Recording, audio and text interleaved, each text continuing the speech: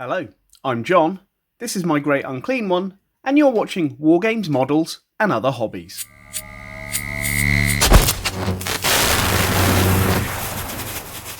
So, welcome back to this series of making a great unclean one. In this video I'm going to be doing two little bits to this model which will finalise the making process. I have been thinking about all of the things I could do with this one, but I've come up with the final plan of adjusting one of the horns and putting a stub on the end of it just to make it slightly different, as well as sculpting the longer handle to the sword. So the first thing I'm going to do is sort the horn out. My idea behind this, using the remains of one of the other pieces which has the little stump on the bottom of it, I'm going to cut the horn off and actually place that on there just to make it slightly different than having the complete horns. Maybe he's chopped his own horn off, or it's been chopped off by an enemy or something like that. I don't know. I'll come up with the idea. I'm going to keep the horn though, because I might have it as some kind of objective marker or something like that in a game of Necromunda or Warhammer 40,000 or something like that. So, first job, let's sort the horn out.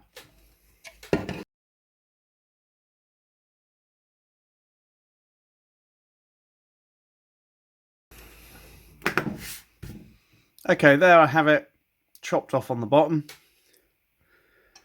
So the next thing I want to do is clip this horn and place it in place.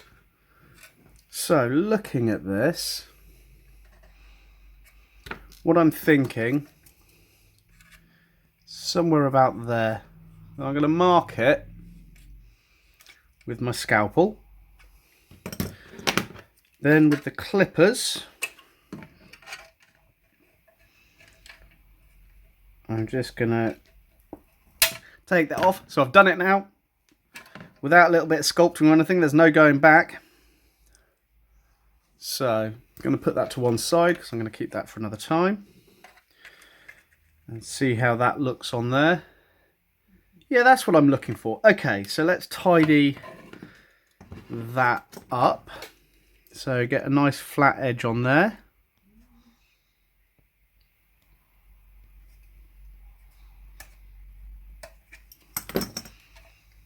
Nice, okay, that's what I'm looking for.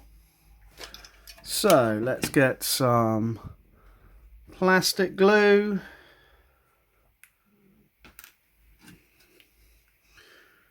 Put the glue on there. And then get this cap.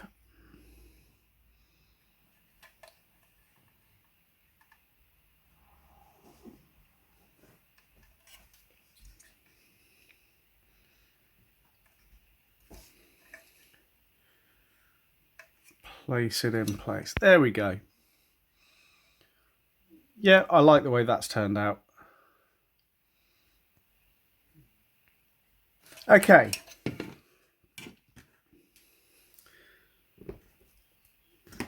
So like I said, with the rest of this horn, I'm going to do something with it. Oops, let's not lose it there. I'm going to do something with it for maybe a narrative story or something like that, but I'm going to keep that safe.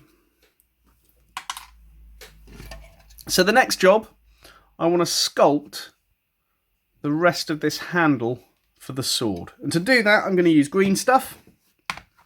You can use pretty much anything, a two-part sculpting kind of compound. You could use milliput. I do prefer green stuff when I'm working with my models. I think I said in the last video, if you want to find green stuff cheaper, look for Needite online rather than green stuff, and you can buy it as a plumbing supply. It's a lot cheaper that way. You can buy it in meter lengths and things like that as well. So let's start mixing this up. Okay, so I have my green stuff mixed up. Now what I'm thinking of doing with this is almost have it like a wrapped leather handle going around it. So what I'm going to do, I'm going to start by rolling out a long piece of the green stuff.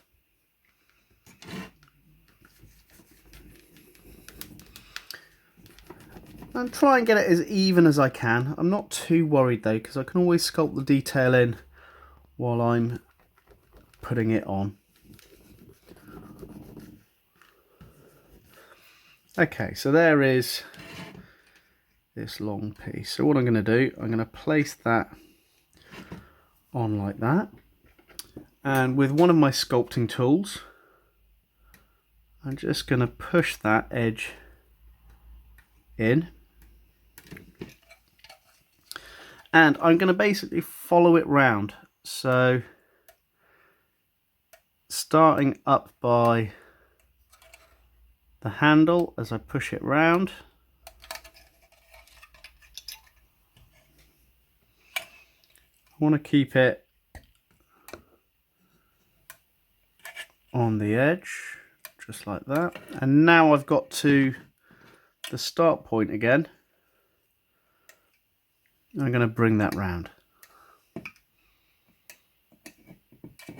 So now I've got that started, I'm going to loosely wrap this round. So now I've got that much done. Let's just start pushing this into place.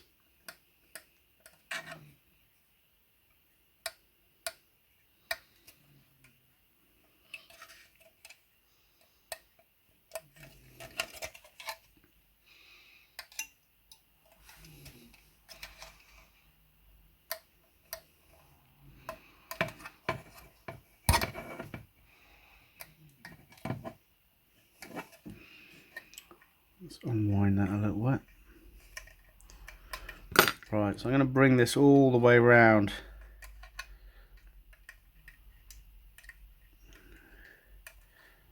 And I don't mind that that's actually got thinner there.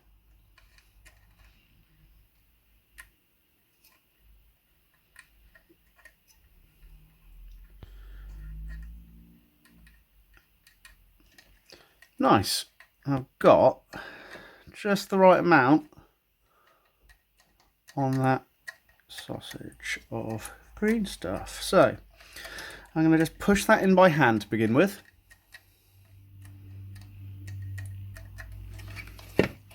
So there we have it wrapped around.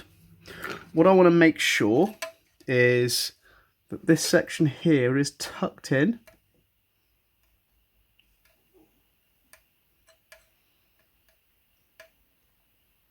And then this section comes slightly over. So it looks like it's going in on itself just there. So I'm going to do a few different kind of things playing around with this as I sculpt it. So the first thing, I'm going to go all the way around the join lines, just pushing it in gently. Then I'm going to start playing around, putting bits of detail, lines and things like that across it. It's already looking very close to what I want it to be, so I'm quite happy so far.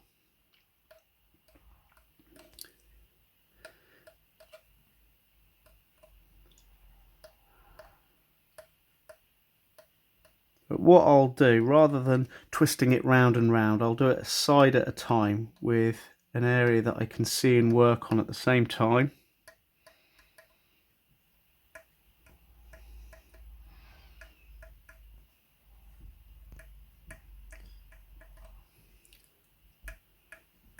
So like I said, I don't mind that it's got thinner here. The bindings that were used to go around it could have been made from anything. So they could be bandages, skin, leather, whatever. It doesn't matter. At the end of the day, it's a demonic sword. So I just have to hold that slightly as I'm doing it.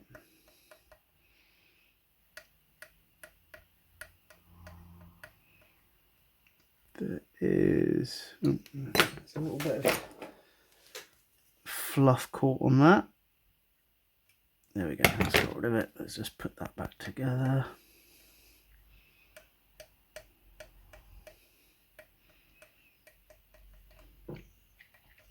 Okay, so I've done that side. Let's move it round to the top here. So I'm hoping this is in focus while I do it, because I'm not actually looking at the camera, I'm looking under it while I'm doing all of this.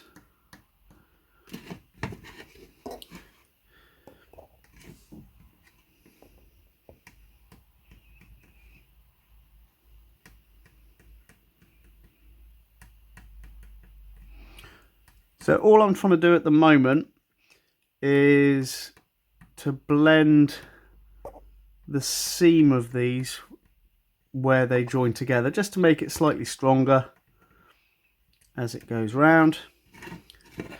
And then I'm going to get back to flattening it all off in a minute.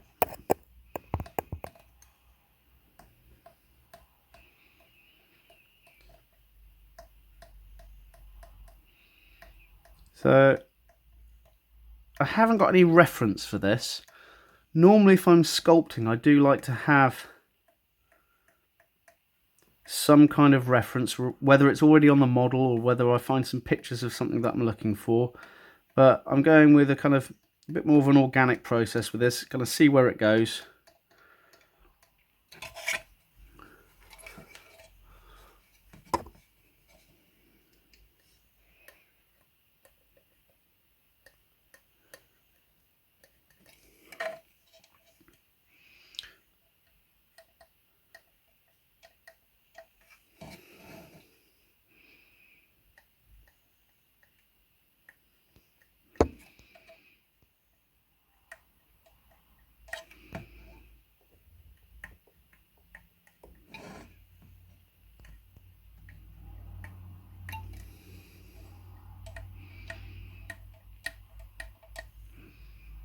Okay, that's enough of that for now. What I want to do is start flattening this off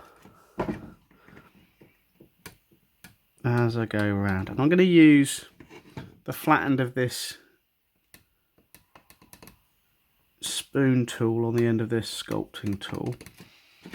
And I'm going to work my way round this one as I go.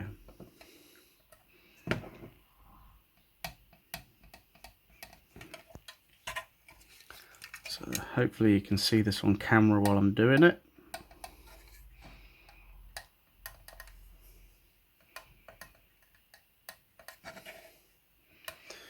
And the key thing with green stuff, if you've never used it before, or any other sculpting material, it's just give it a go. This is just making a little bit of detail to add to this model. You could try and sculpt loads of extra details or something, or you could just be filling gaps. It's always worth starting in some place. It might not be for you, so don't worry if you kind of use it and you think, nah, I don't like this. Not everything is for everybody.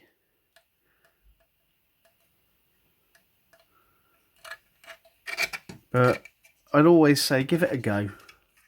You never know, you might really enjoy the sculpting process.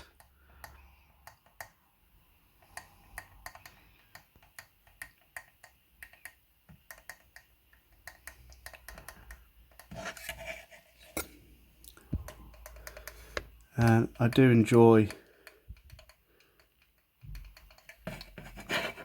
adding little details and things like this as I work on projects. And green stuff, as with other sculpting materials, is always quite an experimental progress while you kind of an experimental process, sorry, while you're playing around. If you're not working with any guides or anything like that, you're never going to be sure exactly where you're going to come to when you're working with it. Okay, so let me just shut this drawer. So now I've got this binding going around. I'm going to put a few just irregular details on it. I'm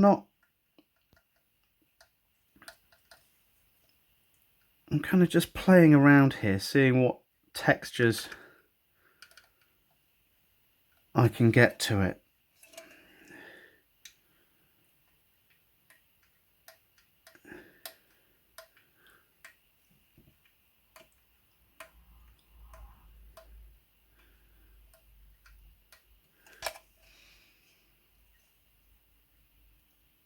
Yeah, I am liking that.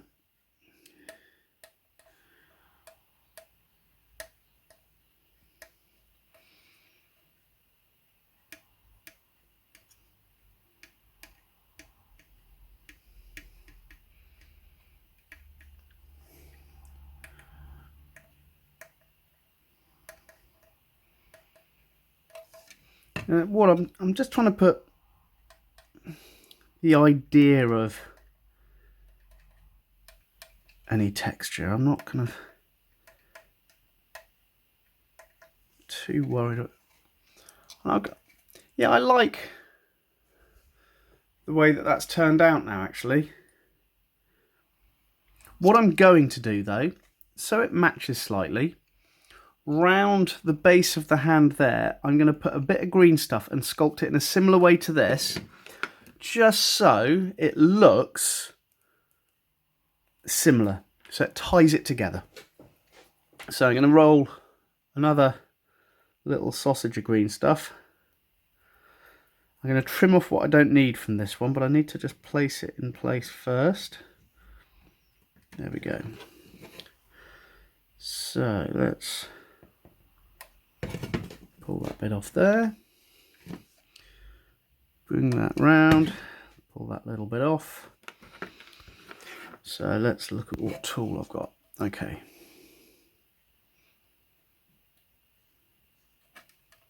Oops. Pulled a little bit too much off there. That's okay though. I'm going to fix that. Let me just start pushing that in place with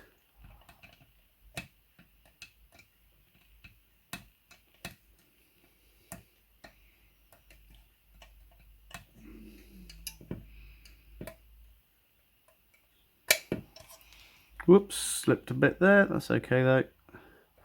Let me just pull that bit out and roll that up.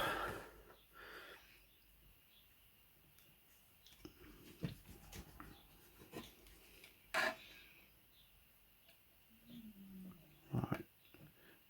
All I'm looking to do is just get that similar looking shape into this section, which, yeah, I feel I'm getting there now. So let's get my pointed section and just poke that in.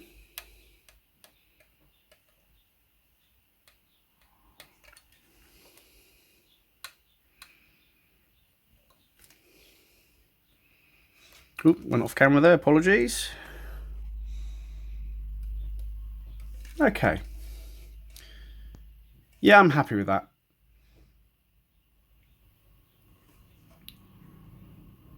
So that whole handle, what I'm tempted to do when I get to the painting stage, it's either going to be like a leather with a rusted metal or something like that. I've got a few ideas for that, which I'm looking forward to. So other things that I've made sure I haven't done, so the mouth isn't glued in, the teeth. So I'm going to be able to prime and paint as a sub-assembly, which I'll talk about when I get to that stage. Let's have a look around this, see if there's any bits that I want to do or add for this video. I mean, I was going to change the chain on this Nurgling, but I'm going to leave it as is now. I'm not going to worry too much about that. Yeah, okay, no, I think I'm done for now.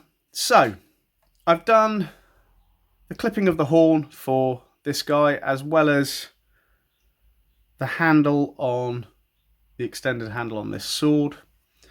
I don't think there's any other details I want to add to this now. So the next step for this project is going to be priming and then starting to paint.